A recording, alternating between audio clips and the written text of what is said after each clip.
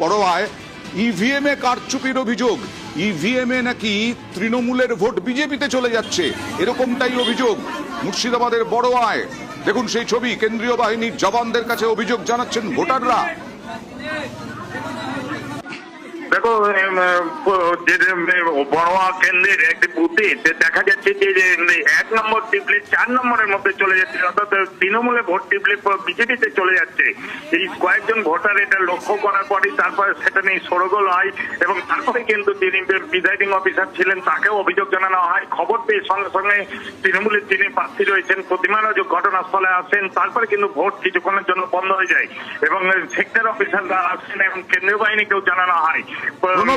VVPAT দেখে ভোটাররা টের পেয়েছেন যে তৃণমূলের ভোট বিজেপিতে চলে যাচ্ছে।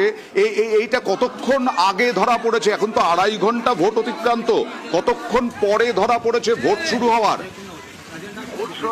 কিছুক্ষণের মধ্যেই ধরা পড়েছে, সঙ্গে সঙ্গে কিন্তু জানানো হয়েছে প্রিজাইডিং অফিসারকে। তারপরে কিন্তু ভোট বন্ধ হয়ে যায়, ভোট বন্ধ করে দেন এবং তারপর আর যিনি তৃণমূলের প্রার্থী প্রতিমা রজক তিনিও ছুটে আসেন এবং তারপর লক্ষ্য করেন যে অভিযোগটি সঠিক। তারপরে কিন্তু ভোট বন্ধ করে দেওয়া হয় এবং বেশ কিছু ভোটার পড়েছিল। তবে পুরো ঘটনাটা তদন্ত করে দেখা হচ্ছে কি টেকনিক্যাল ফল্টের জন্য এই ঘটনা ঘটেছে, না এর পেছনে সত্যি কোনো অভিসন্ধি রয়েছে সেগুলো কিন্তু দেখা হচ্ছে। ইতিমধ্যে কিন্তু আবার নতুন করে তোমার ইভিএম মেশিন আনা হয়েছে এবং ভোট শুরু হয়েছে ওই কেন্দ্রে। মানুষ যদি সতর্ক না হন। অনেক ধন্যবাদ প্রণব।